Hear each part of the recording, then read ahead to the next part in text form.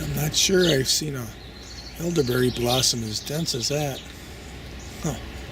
We got us a mushroom flush happening here. That's great. Great news. This is a food forest. Trees have relationships with fungi. One reason why these trees are so healthy, I am sure of. Yeah.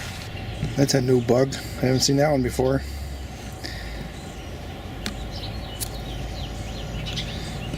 Get back on your feet. There you go. I don't know what it is.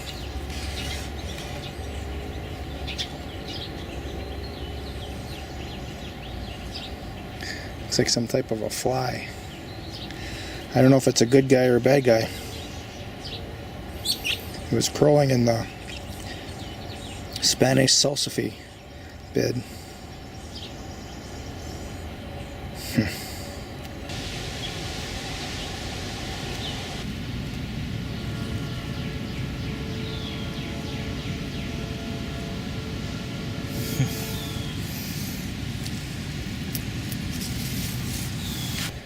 This bit of deliciousness is a white salsify blossom. You got a pollinator visiting right now.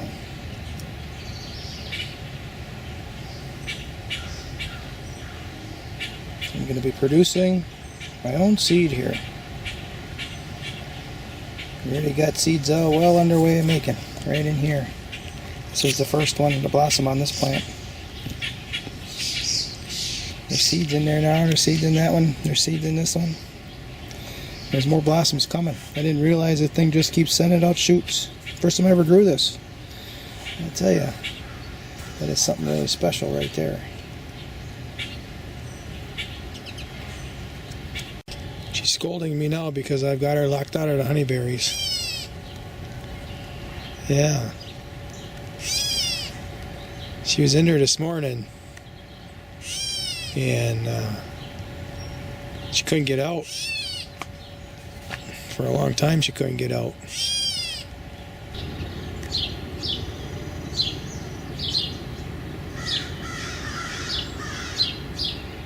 Looks like squirrel prints right there. First watermelon blossom right there.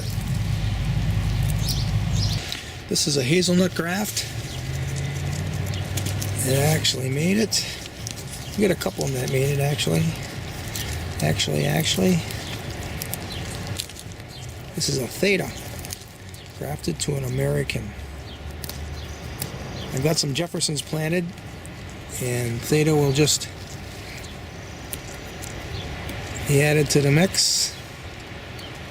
There's also what's called precocious. Be careful not to get too much skin off of there. But this is the graft right here. It's doing pretty good. New growth.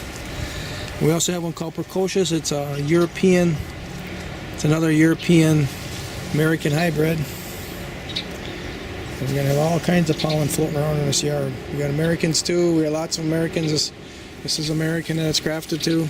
There's lots and lots and lots and lots and lots and lots of hazelnuts. And I have an Italian that's fruiting too. So that's pretty cool. Sweet baby. That's fastest ones. These mushrooms were dark brown here just this morning. Now they're turning this light color. Don't know what kind of beetle that is. I don't know if it's a good guy or a bad guy.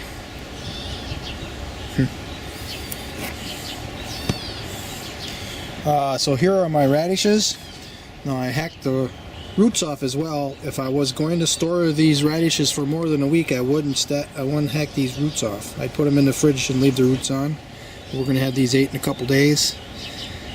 So they're all dirty now. I got a little bucket here with rainwater. Before I bring them in the house, I want to wash off that soil, and then I can use that soil to water the plants with. Out here in the garden, and clog up my plumbing because I rinsed them off in the sink.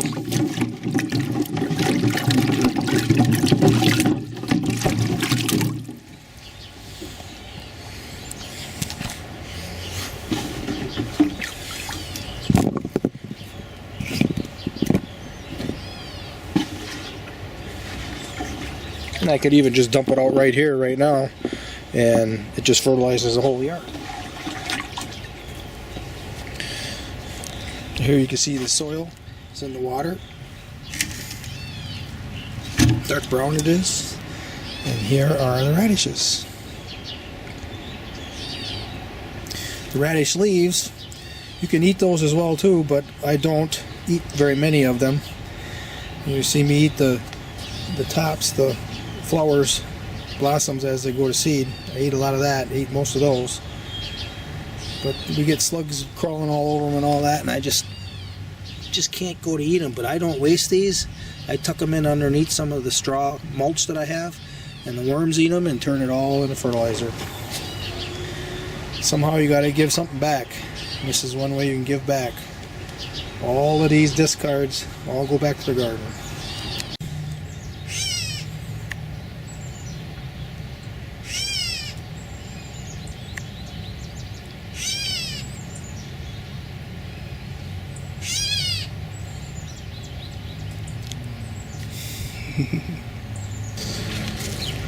This is my little circle bed of beets.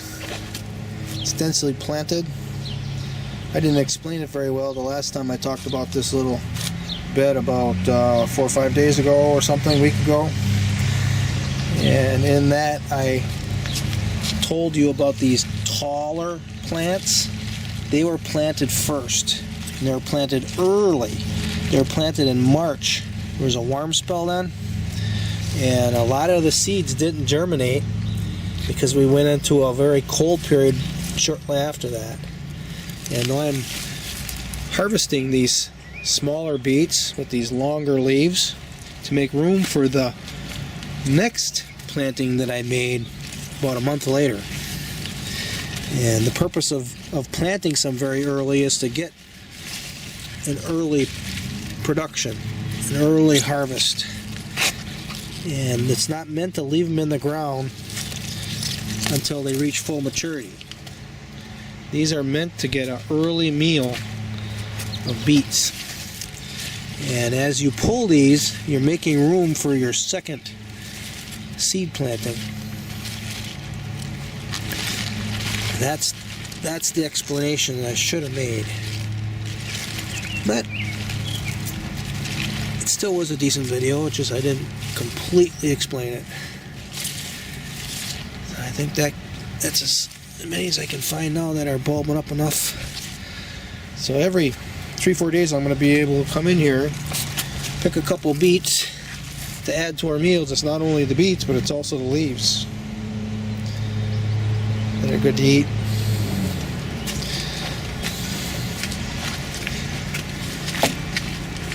I'm under this kiwi, and does it smell divine? This vine is just loaded with blossoms. There might be like 2,000 blossoms on this one vine. I've got one male that matches it with 4 blossoms. So I gotta work to shore up this trellis, because you know, they say that a vine can give you 100 pounds of kiwi when it's mature. I think this one will give me 300 or 400 pounds. It's just everywhere. I was just looking at this one single vine that's hanging here. There's got to be 100 blossoms plus just on this. You can focus here for me. Come on. I guess I gotta bring her back. There. So the vine comes up to here. It kind of wraps together with a vine that's hanging down. You can just watch the blossoms. They're just everywhere. Just everywhere. There might be 200 or 300 blossoms just on this one vine. So this on this one branch. So this vine, which right here it is. This is the trunk of it right here. It's coming out of the ground here. That one vine might have 5,000 blossoms on it. Well, maybe not that many, but oh my God, there's a lot. If that male kicks in, this trellis will never hold up to it. I've already braced it already with this. And it's actually connected to a number of posts. It's connected to this one. You can see I got an overhead post here. And I've got it holding up on this one, and it's actually also a support because I've got it all screwed in real tight. Okay, it goes over here to that vine. Oops. Let me get, where is it? Where the heck is it? Oh, there it is. There we go. You can see here it is on the second brace. Over there's the first brace hidden in the vine. And I've got a third brace, fourth brace beyond that. And then I got a fifth brace here. Goes off on an angle. I think I'm going to need more braces. So I plan on making more trellis over the tank. We'll bring it this way. We'll put a multi-dimensional trellis this direction. That thing wants to keep growing, we're going to let it grow. Right now it's upwards of 15 feet tall now. It's 15 feet up there. It's just loaded with blossom. I think one of the reasons why this thing really likes to grow is because it's right by the spigot of the water tank. And you know, when it's dry, I'm constantly getting water out of here and it's splashing around onto the soil. And it's very, very well watered.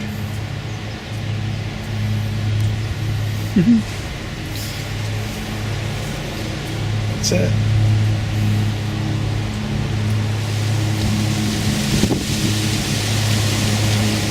You can see it's moving around in the wind, so there's a lot of weight on there, even without kiwis. Yeah, we'll work on it. Not the end of the world if it breaks in half. It probably could be pruned, but I don't want to prune. I want to see what happens without pruning first.